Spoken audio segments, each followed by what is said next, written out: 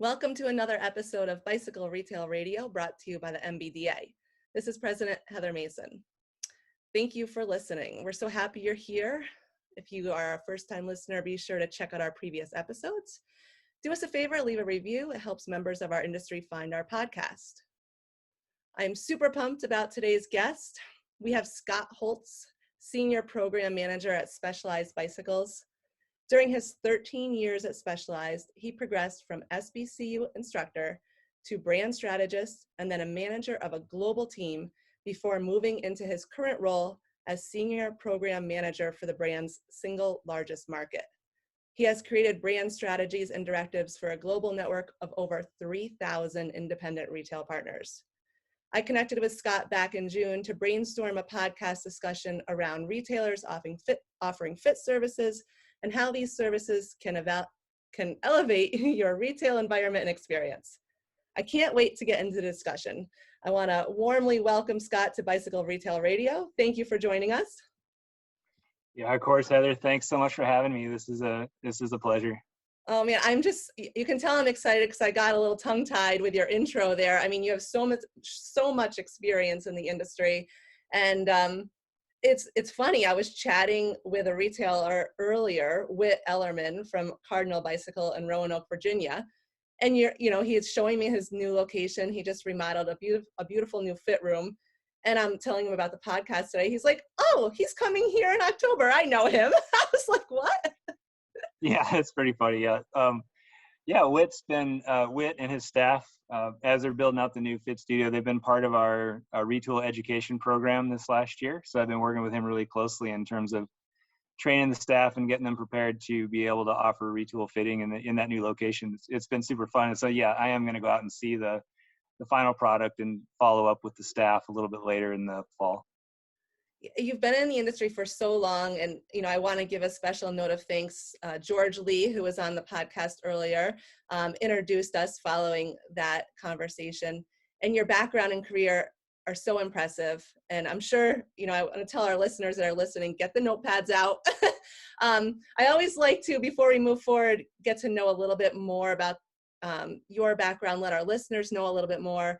And I always like with a very basic question, like, how did you get started in the bicycle industry? Oh boy. Well, first of all, George Lee is one of my favorite people. So that's really cool that connection happened. Yeah. And he's also a tough act to follow. So I'm glad that his podcast was a little while ago.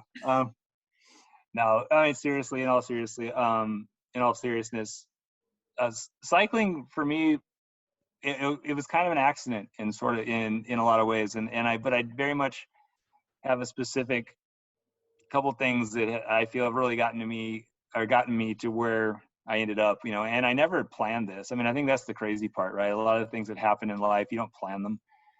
I was a competitive swimmer from when I was a little tiny kid through high school. And one night I was done. I couldn't stare at the black line at the bottom of the pool any longer, and it was over. And that was when I was a junior in high school, and I got out of the pool, and I honestly have never swam another training lap ever since then. That's just how burned out I was. But I wasn't done being an athlete. And then, so back in that day, there was a show called CBS Wide World of Sports, and it showed sports from around the world that weren't football, baseball, or basketball back then. And I saw this, a little brief snippet of Paris-Roubaix. And I was like, that's what I want to do. I had no idea what that meant, Huge. But I was just hooked. I was like, I just want to race a bicycle. And so I started riding. And then by the time I got to college, I found out that our college had a cycling team. So that was it. I became a cyclist through my college years and racing, and was really just obsessed by bicycles and racing bicycles. I also graduated college with a history degree in pre-revolutionary Russian. What? Yeah, right. So pre-revolutionary Russian history degree, and that leads you to only a couple places. One is teaching, and the other one was law school. So literally the morning that I was going to take the LSAT, I decided I don't want to be a lawyer, and I'm going to keep riding my bike. Mom and dad were thrilled, but what it meant was that I stayed in the bike industry and worked retail for the next 18 years. So I fell in love with the industry, and I fell in love with bicycles. And I think what happened, I met a man named Clay Mankin, who is the founder of City Cycle in San Francisco. And he showed me, through just being a great mentor and just a great all-around retailer, he said, I don't own a bike shop. I own a specialty retail store. And he said, it's the bike industry, it can be better. And one of the ways it can be better is through offering custom services and custom experiences to our riders that you can't get elsewhere. And Clay set a standard in my mind of what bicycle specialty retail should be. And I've been trying to live up to that ever since. Scott, this story, it is so true, right? You never know where your journey is going to take you. And if you keep following your passions, you're going to end up in the right spot, but you could never predict that when you're swimming in the pool, when you're in high school or studying, I don't even know, Russian. Where are you going? But I'm glad you're here. Yeah. Well, I think I got lucky because I didn't know at the time that I had no idea, of course, where I was headed. And I come from a teaching family. My father was a professor and a teacher, and I never in a million years thought that I would get to lead that life, but also be doing it in the bike industry, not in academia or in school or whatnot. I consider myself extremely lucky to be doing a profession that I love. And I can see, you seem like you're glowing over there, talking about Clay. How did you make the jump from working in the retail environment to working with Specialized? How did that come along? Yeah, so I was working at a shop in Manhattan called Signature Cycles. And it was, I've been, like I said, it's been my 18th year of retail, and Signature was really kind of the epitome of what the fitting business could and can be. It was a shop that was based solely on bike fits and then creating custom bikes from those fits. Proof positive that, fitting itself is a substantial business in and of itself, and let alone when you put it inside of a functioning retail location. But I also felt like I'd kind of taken that as far as it could go. I mean, I was working in one of the most beautiful fit locations I could possibly be in. Our average unit price was $8,000, even back in the early 2000s. It was crazy. I was working with Wall Street guys that would come in with black cards, once a week, I'd see a black card. And it was kind of a sign to me, it's like, well, this is great, but where do you go from here?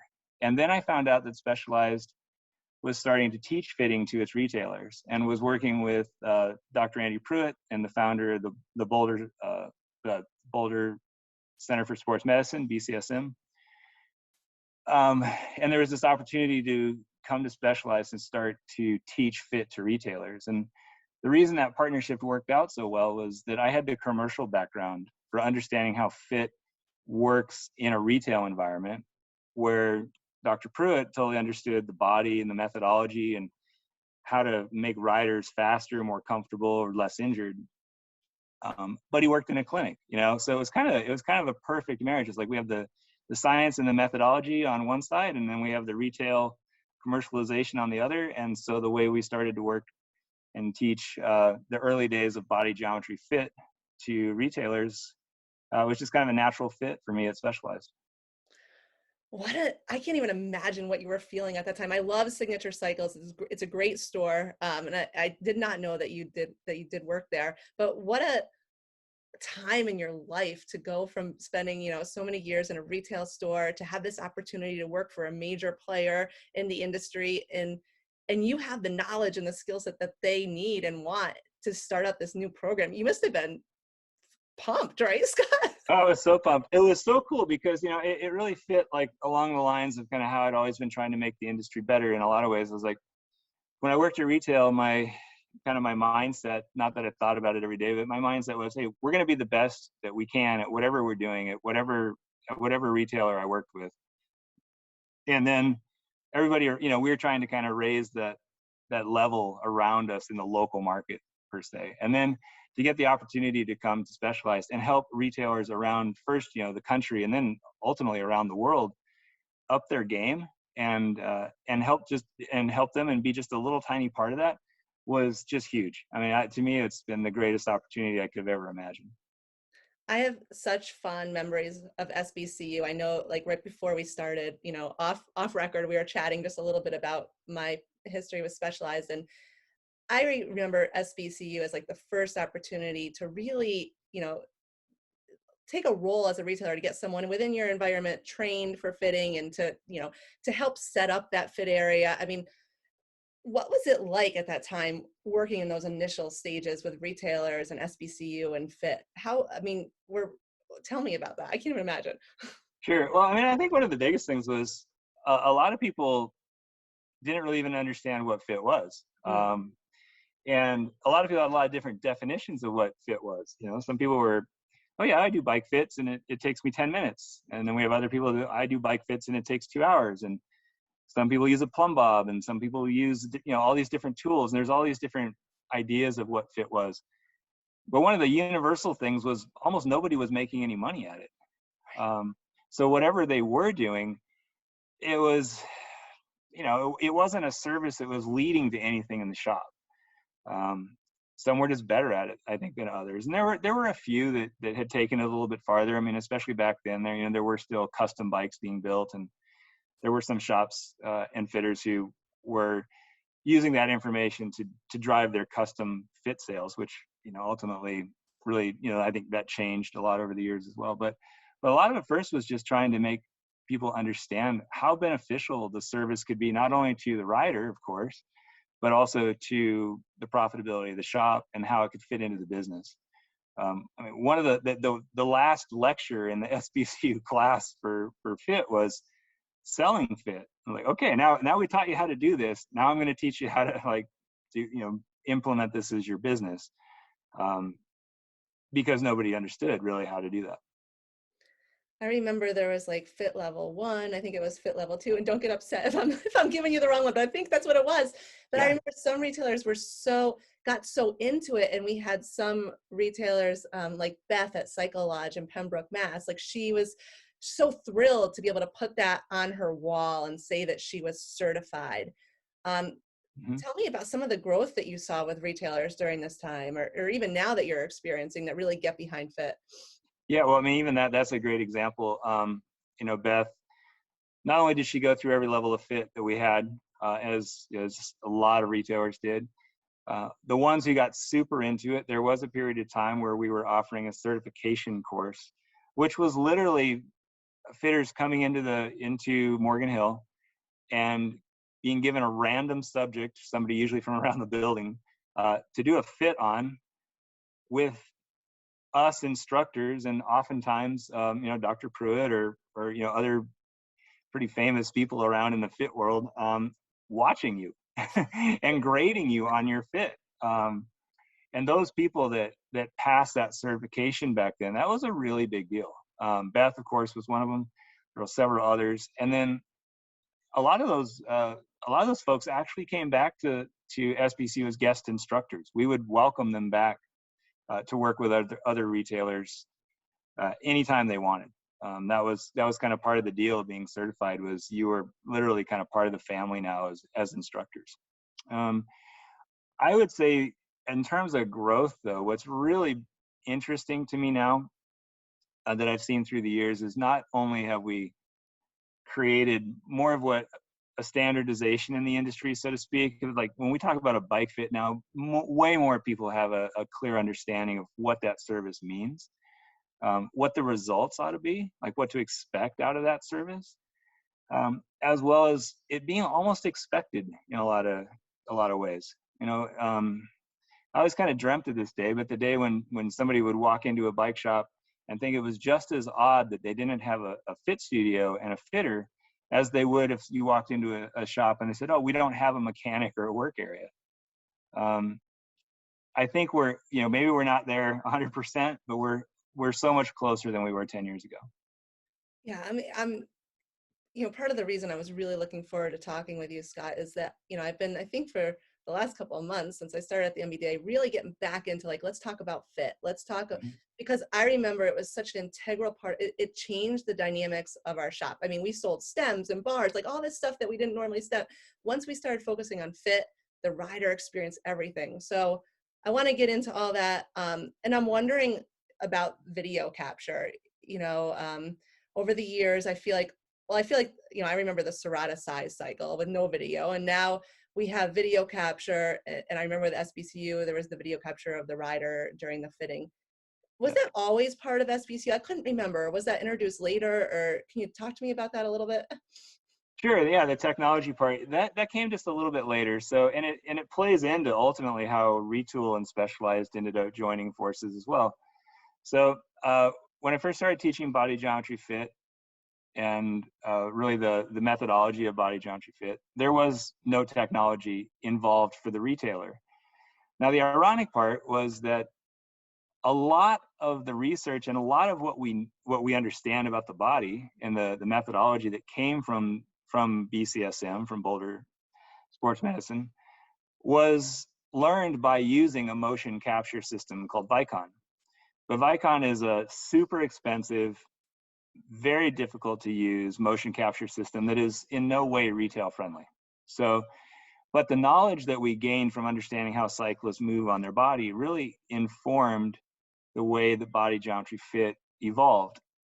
But ironically, we didn't have a tool to use at retail. So we literally had to teach fitters how to look at things with their eyes, how to see things in the rider, the way they were moving, and kind of, little tips and tricks about how do you assess whether a rider is sitting squarely on their saddle or not.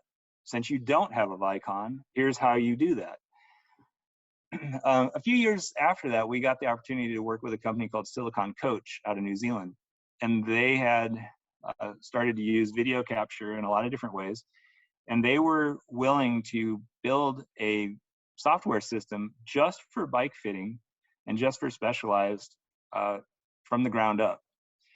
So we did just that, and we developed what we called the data system, and it was an acronym for something. I'm not sure what. One of those great Specialized acronyms. It was like dual angle something. I don't remember. I'm going to be embarrassed on that one. But basically, it was a 2-camera video system, one from the side, one from the front, and it was built specifically for bike fitting. So there were other video capture systems that were out there that were super complex because they were built to do anything from golf to hockey, field sports, cycling, whatever. But the data system was designed just for bike fitters. And it was really successful for many years. But the one thing that I learned through that process, because I was the project manager for that, was when you don't own all of the technology, trying to keep up with keep the system running was incredibly hard. So every time that Sony or Panasonic would change a spec on a video camera, it was like, oh, now we have to redo this chunk of the software. Or we went from FireWire to USB, for the signal path, and all of a sudden USB changed everything and made it so hard. So we were just constantly behind the 8 ball. And so what I learned out of that was, if you're going to do something from a technology standpoint, you need to own the software development and the hardware. If you want to control your own planned or not planned obsolescence, I guess. Yeah, that makes total sense. Yeah. And then that's what eventually led to Retool, because they had figured that out before us. When was that, Scott? Was that like 2013, or when did? Yeah. Yeah, it was the very end of 2012, beginning of 2013 was when Specialized and Retool merged, and we basically Specialized acquired Retool, and it took a while to figure out, okay, now what do we do? We got this great brand. Now how do we make this? How do we integrate this into Specialized, and how do we make this work?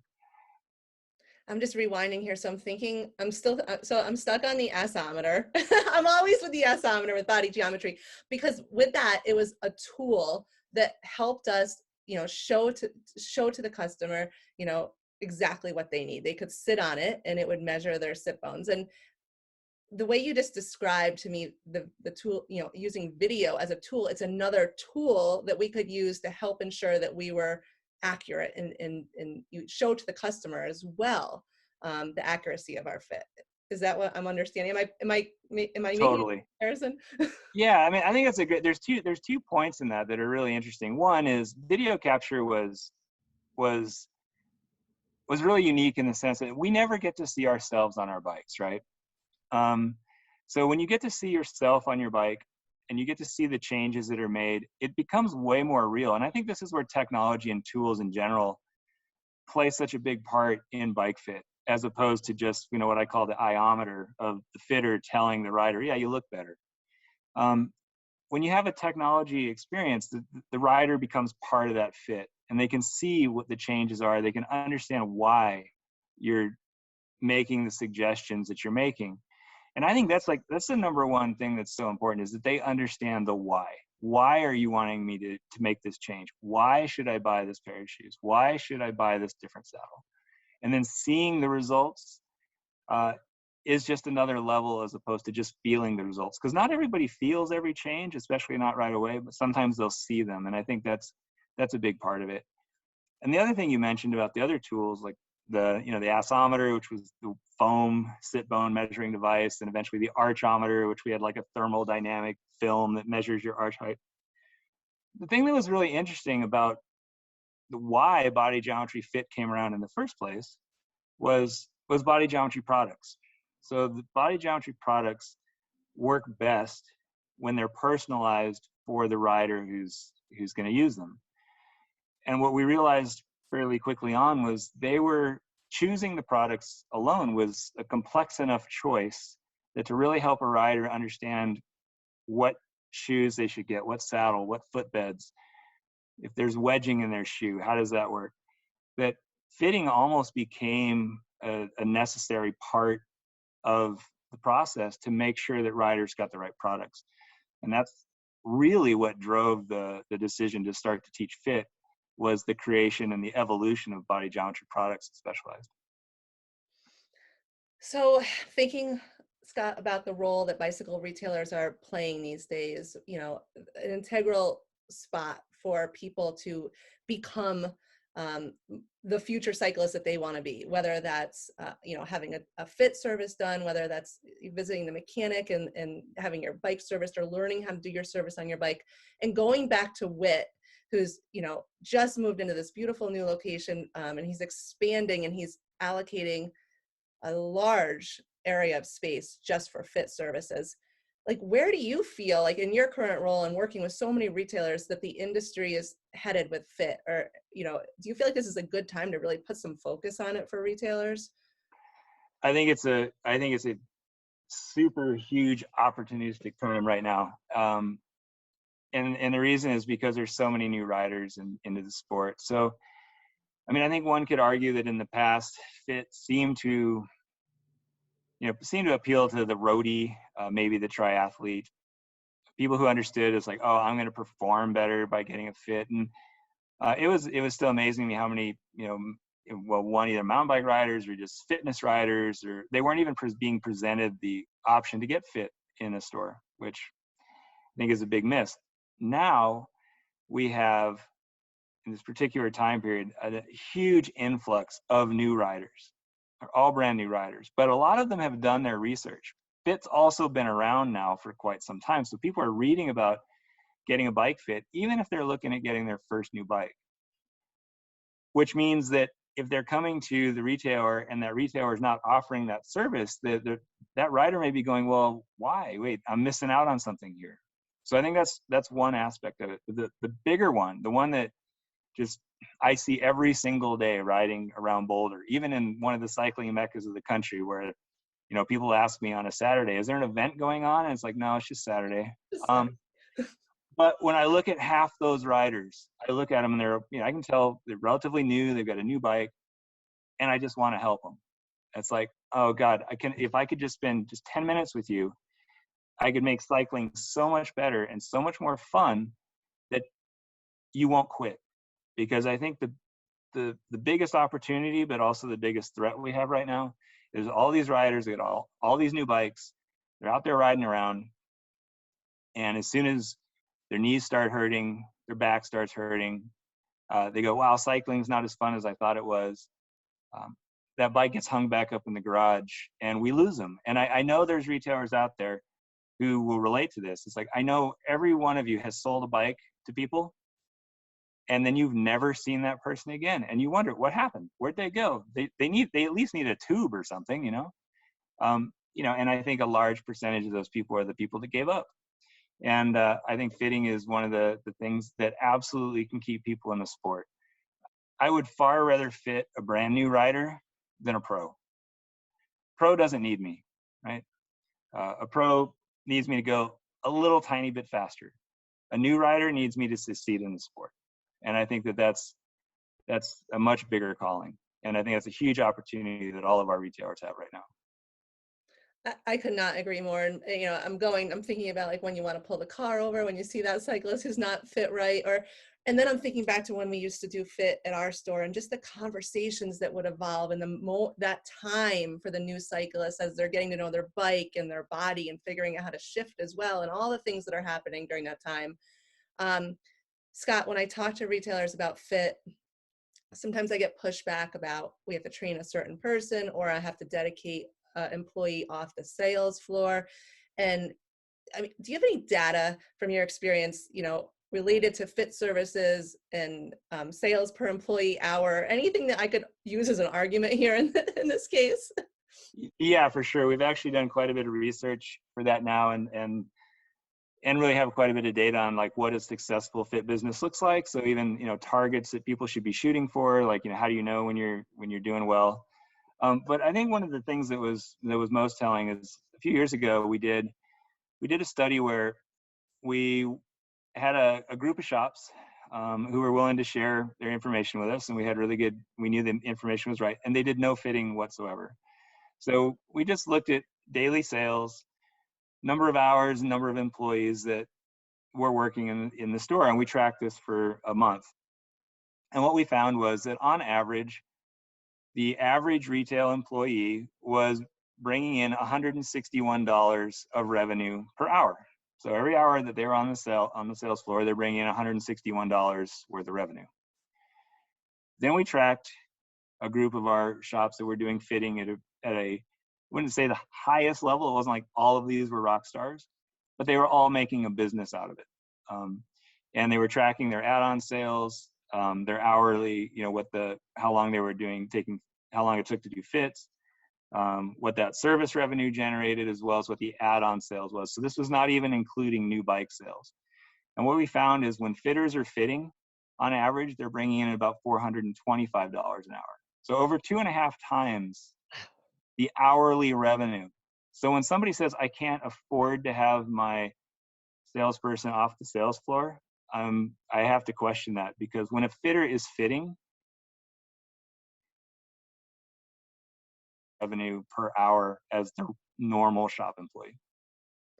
That is significant data to have. And wow, I figured you probably knew something like that. So I've been thinking about from a space requirement standpoint, I mean, it makes perfect sense then as well. It really nulls the argument if you can get behind it and really focus on it. Well, there's 2 points you bring up. So there's a couple things. Fitting, and I've told so many people this, fitting is not, like Kevin Costner, build it and they will come kind of thing. It takes time. You have to build your fit studio. It has to be appealing. You're going to probably tweak it a couple times to make it work for the space. It's not always a slam dunk right out of the box. It takes time to build the reputation, and it takes time to build that into your business. So it's a commitment. And so it's a commitment that retailers need to make, and also the people in the shop need to make to that space. But when it works, and this is another piece of data that's much more recent. I mean, it just kind of finished up on this not long ago, was in our tier 1 retailers, I put together a list of about 4,000 SKUs, 4,000, pieces of equipment that almost every one of our shops is going to have. So it basically consists of shoes and saddles and footbeds. Did not consist of clothing. It was more or less just kind of hard goods. And about 4,000 items. Of those 4,000 pieces of equipment, the shops that do really, really well with fit sell twice the equipment that the shops that just do okay with fit. And they sell 6 times the number of equipment dollars than the shops that don't do any fitting. So when you start to think about, like you were saying, you know, that fitter that sells saddles and stems and handlebars and all the stuff that starts to get sold in your fit area, and you start to calculate that income per square footage of that fit studio versus the grips and handlebar tape that might be on that wall, you can start to justify, like, okay, what is it that what part of the shop is going to bring in how much money? Yeah, it was almost impossible to do a fit without selling something. And usually there was an upgrade that happened on the shoes they were wearing or something else, because as you're having those conversations to enhance the experience, there are items that exist that do just that. And it's an amazing time to do that. Yeah, and like I said, it's the why. It's telling the rider why, you know, and I think that's what it really comes down to, is them understanding, oh, that's why I should get this. This is how it's going to help me. And once they understand that, then it's, you know, you create a relationship built on trust that rider is now going to have with that retailer. Scott, I just want to stay here for a second, because you've used the term body geometry a couple of times. I have. We both know it, but maybe we have some listeners who don't know what body geometry is. Can you just rewind and give us a little definition of that, and speak to the why of body geometry, which I think you already did, but just to be sure. Yeah, well, body geometry products started specialized in a really organic way back in the late 1990s. The first body geometry product was a saddle that was designed to make sure that especially male cyclists were not impeding blood flow on a saddle and causing long-term damage, you know, attributed to cycling and erectile dysfunction. I mean, that's where it started. It was like, hey, we have a problem. Can we solve it and make cycling safer and better for everybody? And that was really the premise of what body geometry became. It started in a totally organic way around one product, and then it became a way of thinking. So the idea behind body geometry products specialized is, you know, understand a problem, design products that are going to solve that problem, and then the most important part is validate that it actually works. And so, you know, body geometry has gone through a few different taglines: ergonomically designed, scientifically tested, you know, now to today's, which is, you know, identify a problem, design around it, and validate it with science. But ultimately, that's truly what sets it apart, is that, you know, we can look at the data, we can prove that a body geometry shoe reduces your medial lateral knee travel, which also reduces the chance of knee injury. You know, and that's how Specialized approaches the body geometry product line is, if it's going to wear that logo, wear that badge of honor of body geometry, it means that we looked at a problem, created and prototyped sometimes hundreds of designs and then scientifically validate that they actually work. There's been a lot of times when product managers have brought a body geometry product to me because I am on, you know, kind of the approval board, or at least I was in the past. Currently, it's not my role, but and they bring a pair of body geometry socks, and I'm like, oh, really? What did those do? Well, one's left and one's right, and I'm like, no, it's not a body geometry product. So, yeah, it's I love it. I love, you know, like I say, I think revolutionized the industry, the saddles, the gloves, the shoes, as you speak of. Flipping back over to fit, and, you know, I'm sure you've trained a great deal of people on fitting. I'm thinking about, you know, as I mentioned earlier, those conversations that are happening when you're having a fit with someone. And I think a stumbling block for retailers is, who do we train to fit? And is it one person? And what is the personality of that person? What characteristics are we looking for? Can you speak to, like, in your mind, I guess, or, you know, for retailers thinking about who their next fitter is, what are we looking for? Yeah, that's a fantastic question, and something retailers really should consider when they're talking about investing in the person or people who are going to be your fitters. First of all, I think that when you're thinking about that, a shop should always be thinking about two people, always. And there's a couple reasons for that. One is an obvious one: you might have turnover or something happens, and if that one person leaves and your entire fit program leaves with that one person, then you're just starting over again, and that's not good. The other aspect is that those two fitters, they should really share clients. And that way the rider builds a relationship with the shop and with the fit protocol that shop offers, as well as the fitters. But it's not 100% relationship between rider and fitter, because again, that rider and fitter goes down the street and then maybe that clientele moves with them. So from just a purely business standpoint, it's far better to have more than one fitter in your store. Not to mention, you can offer more fits. I mean, it's like, so there's lots of reasons to have more than one. When possible, absolutely having different types of fitters is super important. I love shops that have both, male and female fitter. Different riders are going to be more comfortable maybe with one fitter or the other. I mean, just different personalities. But I've seen also that in the business, like we mentioned, Beth Mills, a lot of our women fitters are some of the most high in demand fitters in the country. It seems that the female fitting profession is just huge, and they're very much in demand. So if you are a retailer who can make sure you have multiple fitters on your staff and be able to bring in a fitter that's a male and another one's a female, or two female, I mean, you're doing amazing. The other thing is just, you got to have people who are super comfortable talking with people. Fitting is a relationship building experience in the shop. That person has to be comfortable touching people, has to be comfortable working with feet and shoes, and working with people, like very closely working with people. And if you and I think you also have to think about your client base and making sure that realizing that this is a reasonably intimate service, they need to be comfortable with the person who you're presenting to represent your shop. So it goes both ways. The fitter has to be comfortable with clients, but the clients have to be really comfortable with your fitters. So they're people. I think that the best fitters are people.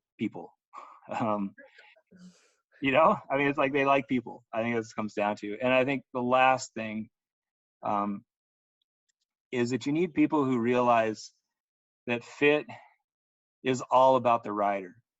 The rider that's in front of you, that is the single most important person in the room. And I think avoiding the ego that sometimes comes with some fitters that I've seen, that's huge, because it's not about me. It's not about what I think about how great of a fitter I am to fit you and fit you on your bike.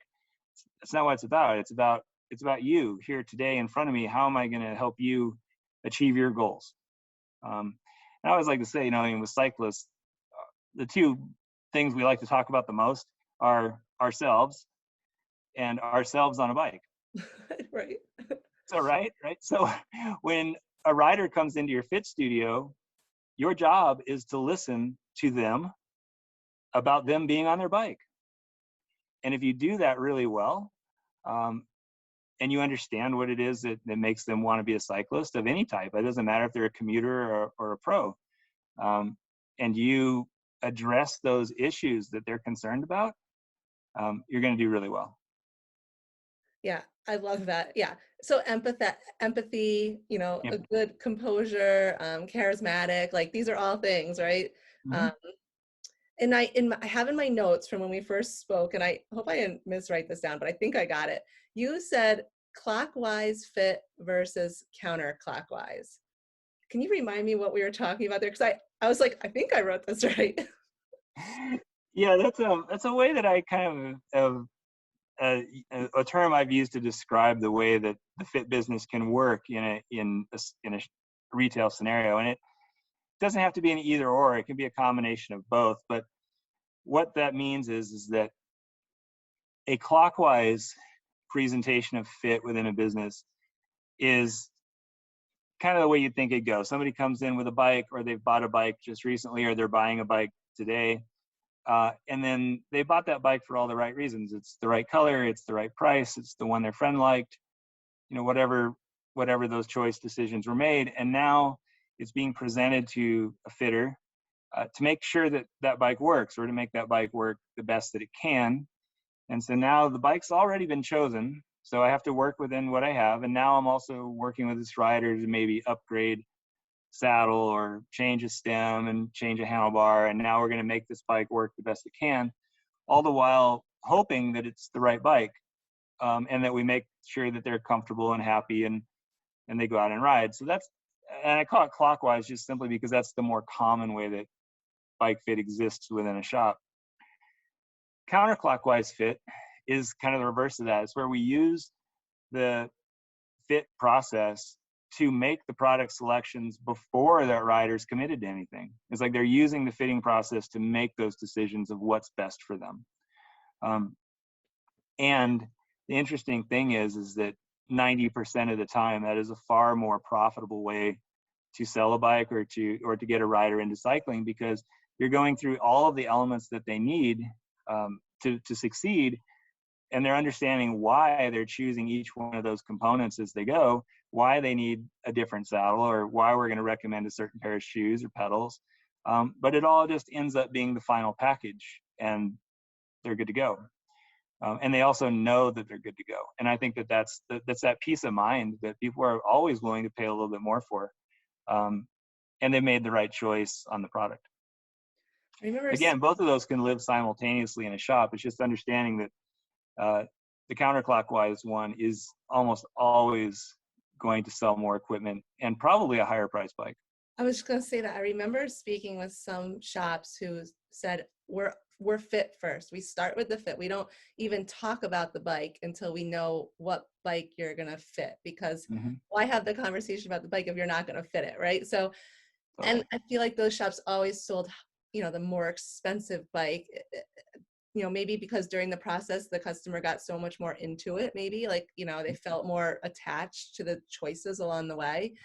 So you're saying there's not one that's bad or better than the other, possibly, Scott? Are you kind of like even here, or? I think it's just it's an understanding of how they work and which one's going to fit more into your business, and understanding the pros and cons of either one. I would say that right now in the industry that we have today, and with the retailers that I'm working with on a daily basis, where the odds that somebody is ordering a bike that they have not yet seen are very high.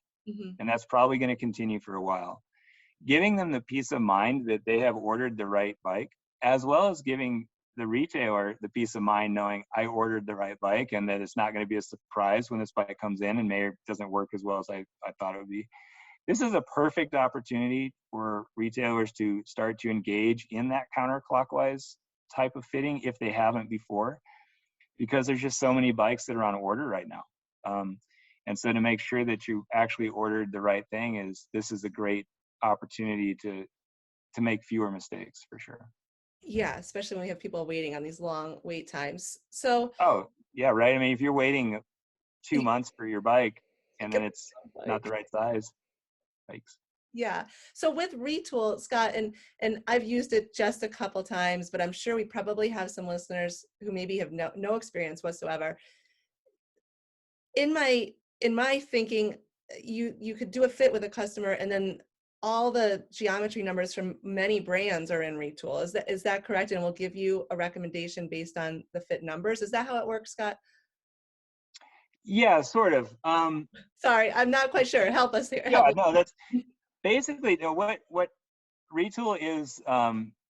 It is not like going to recommend specialized bikes.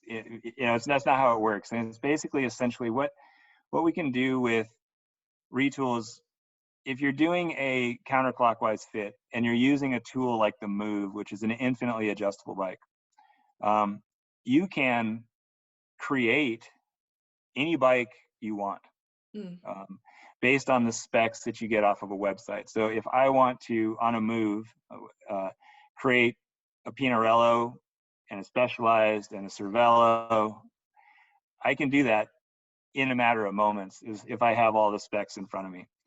And from that starting point, then we can start to understand, well, which one's going to work better?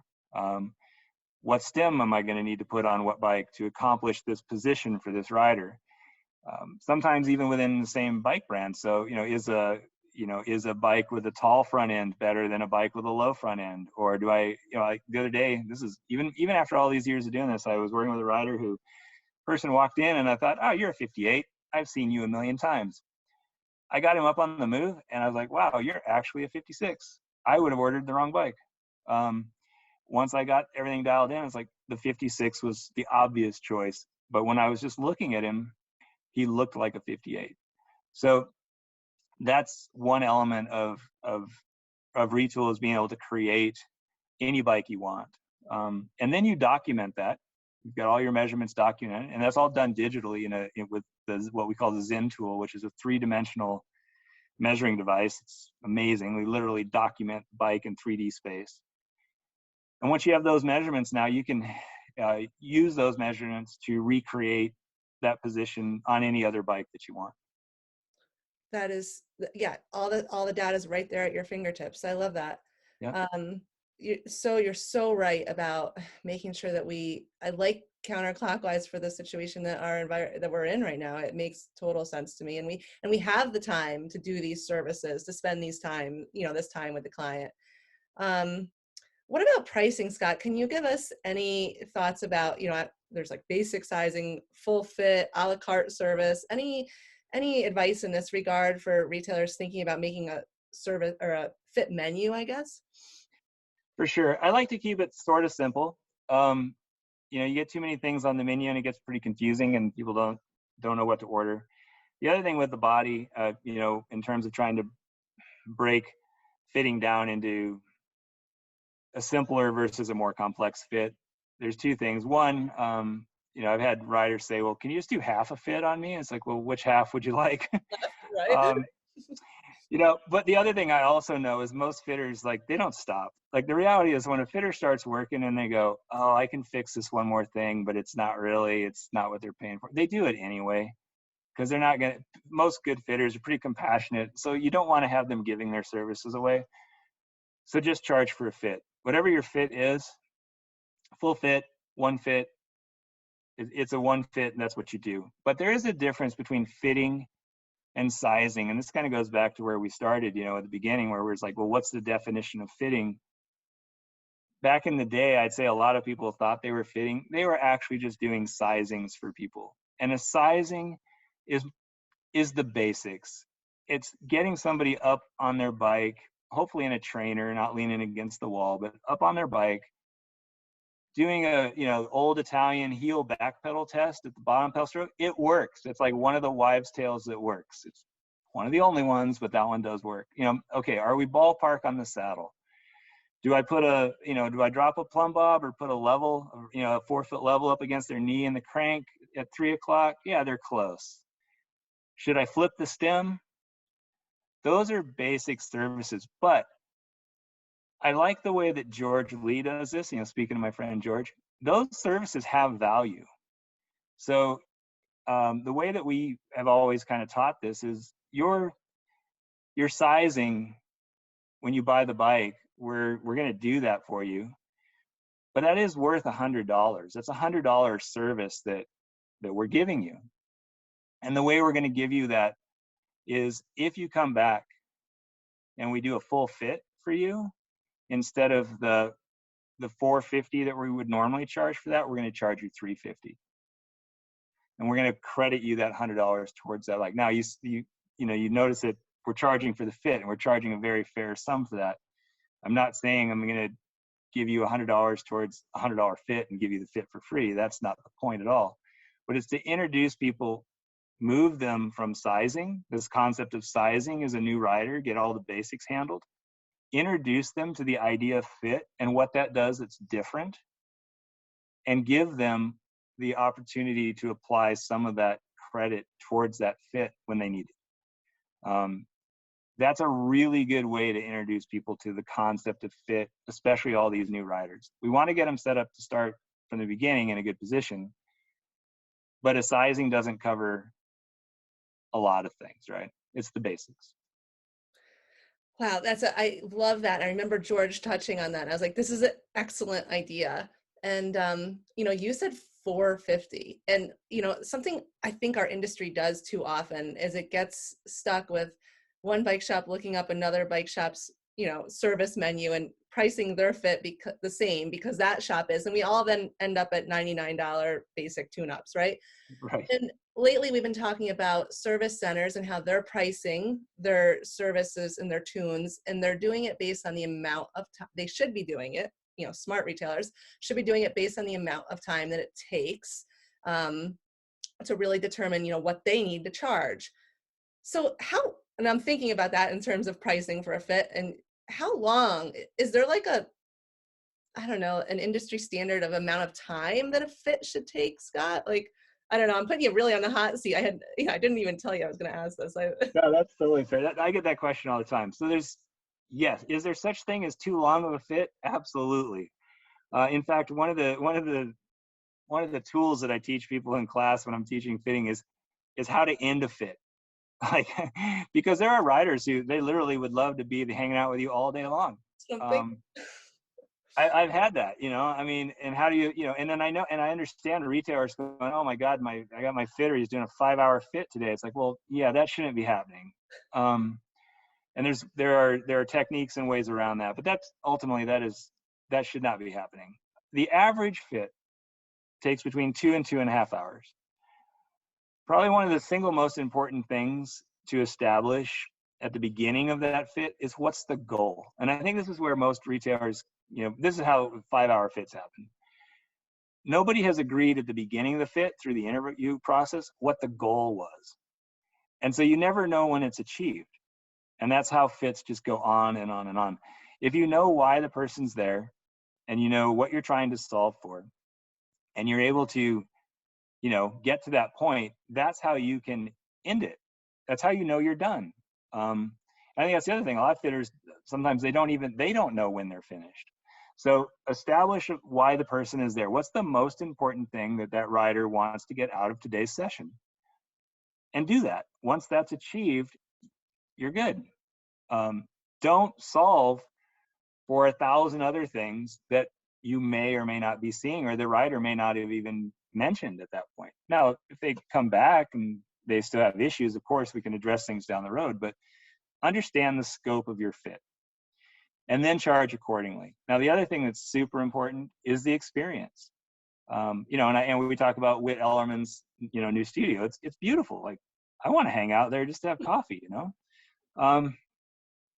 It's a great experience. And people now, especially now, but always, I mean, even with Signature Cycles back in New York, people are absolutely willing to pay for that experience because the experience is fun, it's rewarding, you learn about yourself, and it's presented incredibly professionally, and people are willing and expect to pay for that. And that's what I learned from Clay Mencken all those years ago at City Cycle, was present yourself as a specialty retailer, not the bike shop. And people who are used to specialty retail, when they walk in, will recognize it and go, oh, this is why I pay this much for this experience. It's no different than buying a really nice watch, you know, or any other luxury good at that point. So provide an experience, make sure you deliver on it, and charge accordingly. Yeah, I'm thinking of, like, you know, the 2-hour spa service. You can get up to a $400 ticket right there, you know, but you're going to pay it because it's luxury. It's about you, right? You're coming out feeling better. So Exactly. Yeah, and in a lot of cases, with that it's the same idea. You've got product that you may have left with, right? mm-hmm. That you're like, oh, because I want to keep this feeling going, so I'm going to take X, Y, and Z home with me. It's very similar. I used to actually use the spa as an analogy in my selling fit, you know, in my selling fit lecture at Sbcu. Here it sounds like I understand. I've never been to a spa. Like, anyway, okay, so Scott, I've been on several hundreds of retailers' websites. We just did our Bicycle Retailer Excellence Award, and I just feel like the fit message is really diluted on websites. How, like, best case example for a retailer to let their customer know they offer fit services? I agree. I think it's funny showing a fit on a website or showing a picture of fit. It just never looks. I don't know. It doesn't do it justice, right? It is hard. Every one of our successful retailers that I've talked to, whether it's specialized or not, every successful retailer that I know that does fit, number one, most important thing is word of mouth. That reputation that you build. And like I said, it takes time. But what happens is when you start realizing there's people who are driving past a lot of other retailers to get to you to do a fit, you know it's starting to spread, right? It's like, I used to work in Spokane, Washington, which is in Eastern Washington. And when I started having people come from Seattle to work with me to do a fit, I was like, wow, well, you guys have fitters in Seattle. That's a 4-hour drive. They're like, yeah, but we heard you were good. It's just word of mouth. The other way that you can foster that are events, fit events. People love to learn about this and have a question and answer session. So hosting a fit night just to basically talk about what a fit's about and what you should feel. I mean, today's riders, all the riders we're talking about today, they don't know that saddles come in different, that their knees aren't supposed to hurt when they ride. So we need to, help set the expectation of what cycling should be and can be for them. So having an event or working with clubs is a way to do it. One of the things I used to do to get the word out for my shop was I would work with, and again, this is pre-COVID, so I know these are more challenging times, but when this happens again, find the local entry-level triathlon club, right?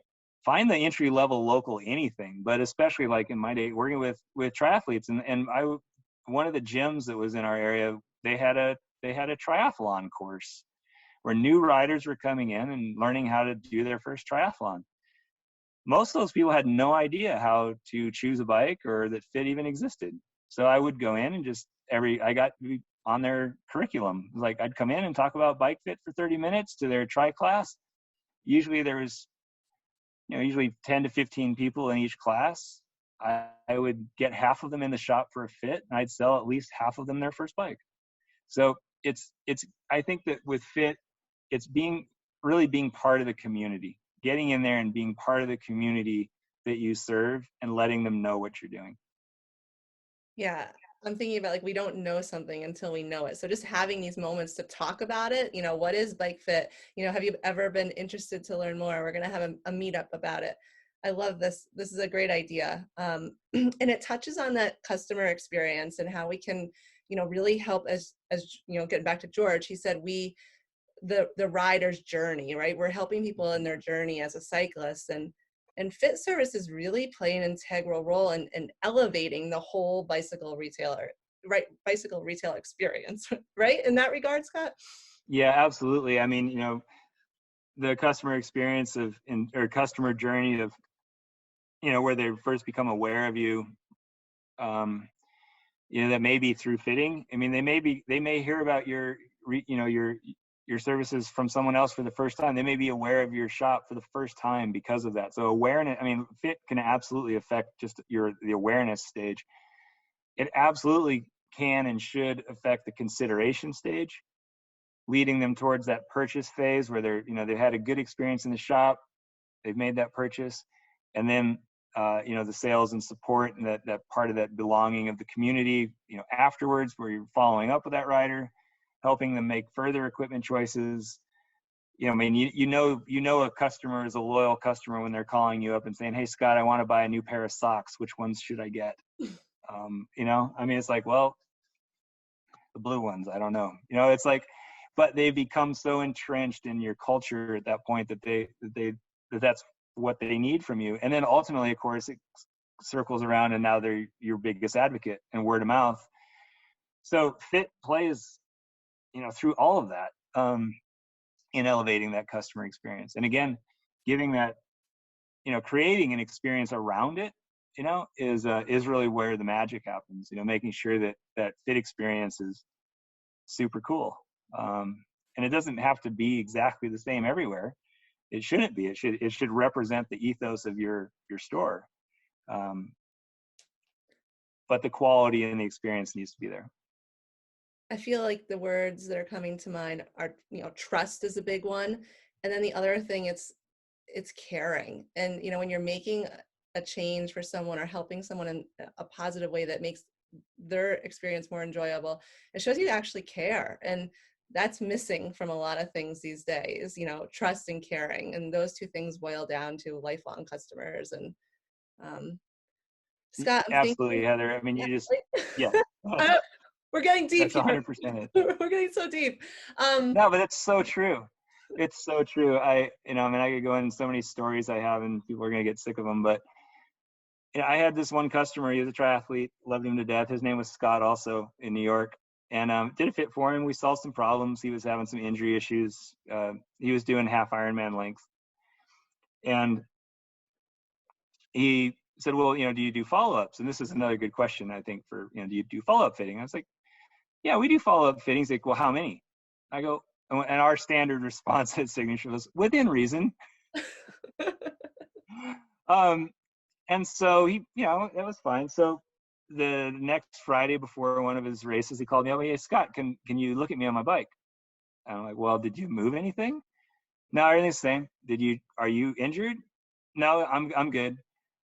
I'm like, well, what do you need me to look at? He's like, I just need you to make sure everything's fine. I'm like, okay. So he comes in, look at him, bless him on, and he's good to go. He has a good race, whatever.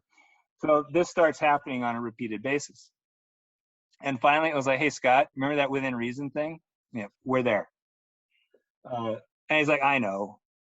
And so he knew he was already pushing his luck with the follow-up thing. And he said, well, okay, so what would it take, if you're going to charge me, how much do you have to charge me, to come back? And I said, well, I don't know, $200. And I just kind of pulled it out of my head. And he's like, oh, okay, that's fine. Can I pay you for like the next 5 races now?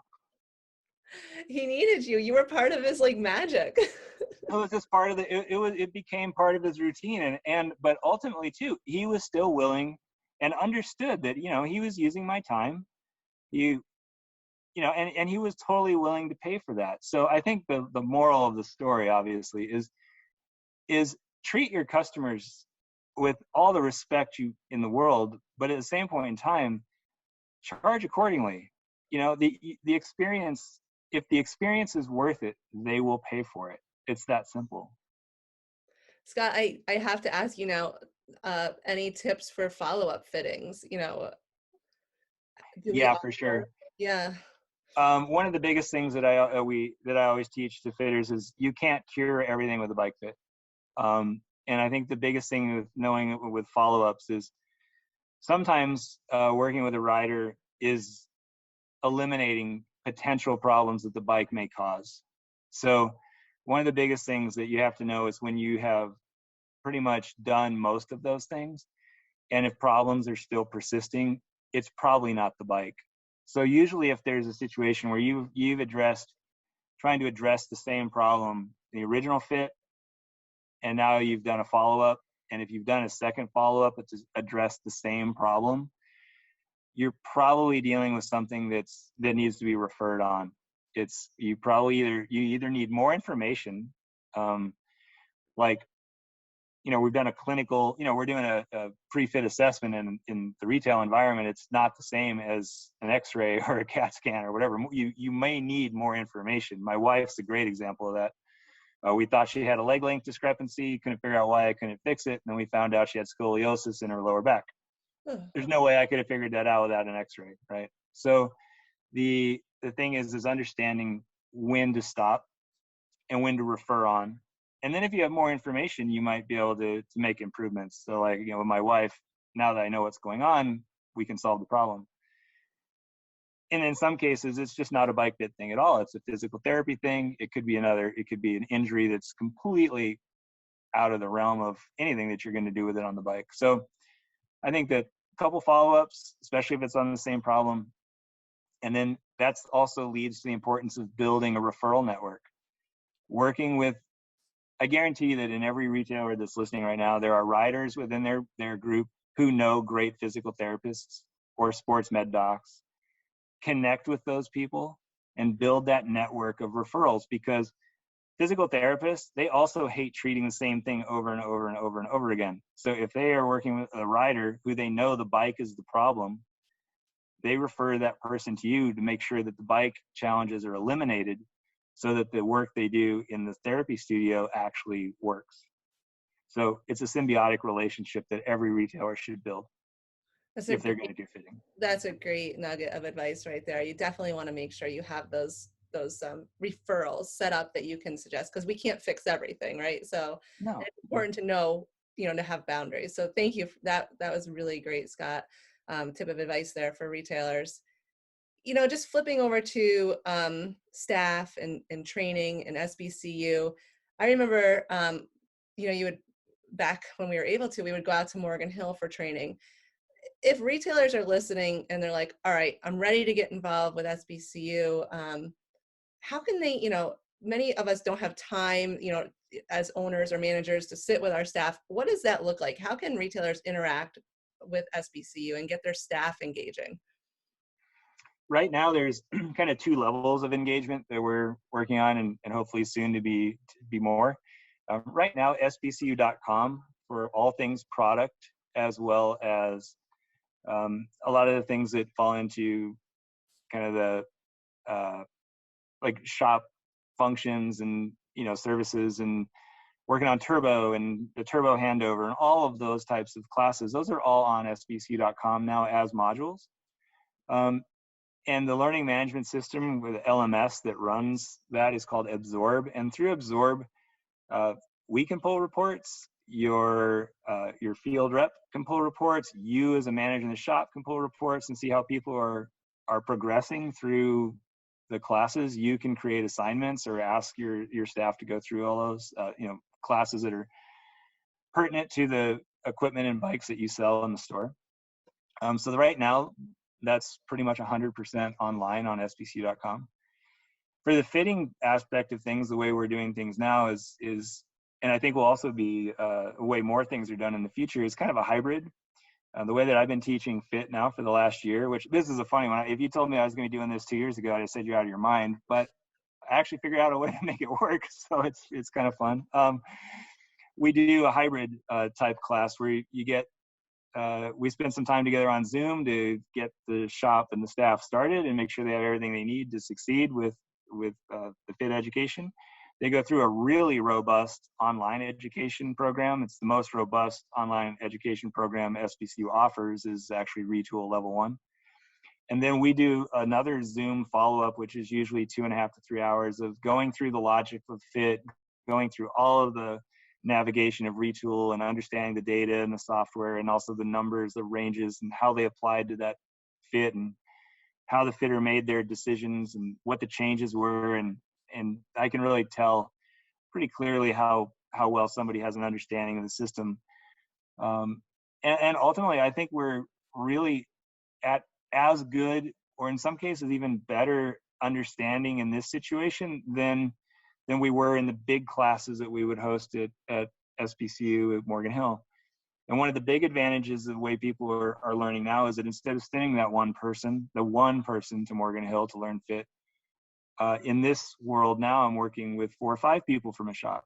So coming back to that idea that having more than one fitter is valuable, this forum has allowed shops to have more people engaged, which is super cool. I love that. So if a retailer listening wants to, learn more about Retool, wants to learn more about those classes, would they, contact their representative, or is it someone on your team, Scott? Who do they reach out to if they want to put this, forward? Yeah, and this is, I think, another thing to just be clear is, even though I work for Specialized in Retool is not Specialized exclusive. Mm-hmm. We have lots of retailers out there that we call IRCs, which are independent retool centers, that are not Specialized dealers. So if that is of interest to you, those shops reach out directly to Retool specifically, and start the conversation with Retool if they're interested in bringing Retool into that location. My side, the education side, I work with anybody right now who is either an IRC, so the independent, or a Specialized IBD. And so the Specialized IBDs are already, signed up through sbcu.com. The most important thing now for education is that you have to have all the stuff. So Retool has to be a commitment in your location to start with. Mm-hmm. And actually, I think that's a huge advantage, because when we would do this in person in Morgan Hill, we would have people who were coming to class who were maybe either just being sent there by their owner because they felt like, oh, we're going to send somebody to go learn about fit. But they didn't have retool. And then they come back and they don't have the system, and they don't have the tools, and they don't have the space. And then they're really ultimately not successful. So what's really cool now is everybody that's involved in the education program, they're already committed. And so my job is to just help them succeed. Yeah, I remember that, like, learning the fit and then not having all the stuff you needed. It was, yeah. So this is a great way. So I love that, you clarified that anyone listening, no matter, what brands you're working with, can, have a relationship with Retool and get the education that we're talking about here. Yeah. I mean, I think too, just to, to clarify, if there's shops that are out there that are not specialized retailers and you're interested in Retool, we contact Retool. There is an application process. There's all the usual, things that you would go through, to become a retailer of anything. But it is not, I just want to be clear, it's not like you have to be a specialized retailer to have Retool. Awesome. Thank you. All right. So you're talking with so many retailers, you're in the thick of it. Any trends you're noticing in the industry that retailers should keep an eye on, outside of the things we've been talking about, so far today? Well, I think the trends, most of the trends that I'm seeing, I'm actually hearing from our retailers, so they probably are the ones who have told me this to begin with. But what I'm seeing is, I think, again, coming back to that new rider trend, and we obviously have so many new riders, and I think the biggest thing that I'm seeing is that they're more aware. They're so much more aware. They've done more research. They're more aware of cycling and the equipment than I've seen riders be in the past. And so they have very high expectations for us as a business. They want to come to us, and they know a lot. And just like anywhere else we go, we want to talk to people who know at least or more than we do, so that we can learn. And so it's really our obligation now to be absolutely the best we can be in the industry in terms of knowing our product, offering the best services we can.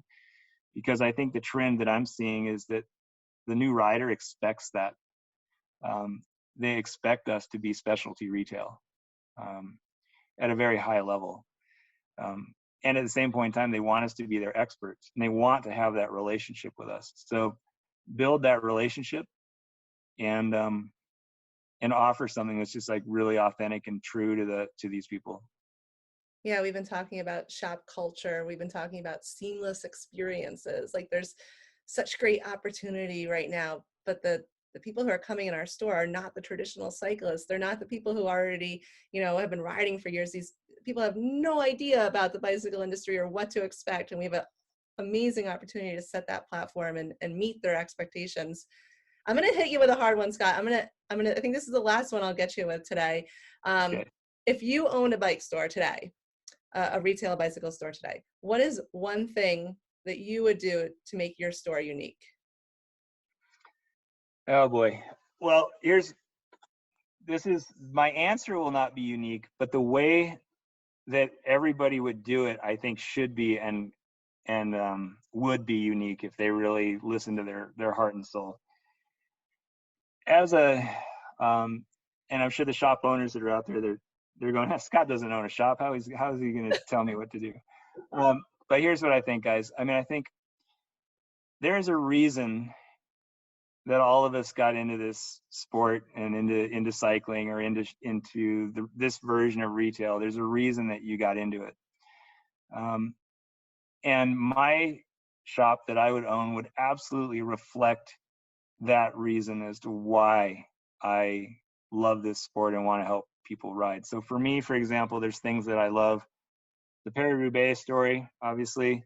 Paris-Roubaix, in some way or form or fashion, which is a thing that absolutely to this day, I love. People who know me know that there's usually a Paris-Roubaix party at my house, because Paris-Roubaix is what got me started in this whole crazy thing. I mean, who would guess that watching something on television for 5 minutes created a career? So I have to honor that, right? Even in some way. And what happens is there's people who don't know what that is. Like, they're never going to know what Paris-Roubaix is, but they're going to realize it was important to me, and then they're going to care. And when they care about something that's important to me, then they care about me as a business and something that they understand. It's like, oh yeah, this guy Scott, he has this crazy story about this bike race. It's one of the things why he opened a shop. It's the why. Why am I here? Don't be afraid to express to your customers why you're here. That's the thing that makes us all unique. I love Paris-Roubaix, I love coffee, and I love rock and roll. I guarantee you all three of those things would be part of my shop. The fact that the drummer from the Rolling Stones passed away today, there would be a memorial ride tomorrow. Those are the things that bring people to your store, right? You know, when you say Charlie Watts and people go, oh, sorry, man, I know he was important to you. I'll be at that ride tomorrow. Then you've created something. I think that was the right question for you, because I've got goosebumps right now, Scott. I've got goosebumps. All right, if anyone wants to contact you directly, how would someone, if they have additional questions from listening to our conversation today? Yeah, sure, no problem. I mean, my email at Specialized is just Scott, 2 T's, .Holtz, no T, so just HOLZ, at specialized.com. And I'm happy to answer anything. You are amazing. Thank you. I'm like super thankful for George for introducing us, and it's been just our emails back and forth and our banter, our casual banter. It's been great getting to know you, and I hope that we stay close and do maybe a follow-up. I think this is a listen and listen again. I can't thank you enough, and your support of the MBDA, your support of retailers, the industry, and yeah, thanks, Scott. You rock. Oh, thanks, Heather. My pleasure. You know, I love doing this stuff, and like I said, my whole goal all along is how do we take this industry that I love and make it the best that it absolutely can be for all of us. So yeah, anything I can do to help with that, I'm happy to. All right, so that is it. I invite you to connect with me, come on Bicycle Retail Radio, share your story with our listeners. There's lots of love for our industry, lots of great webinars coming up, those Monday member mingles. We'd love to see you. Check out the MBDA website for a full list of all the events coming up. If you'd like to support the show, don't forget to subscribe and share your favorite episode. And with this, we go.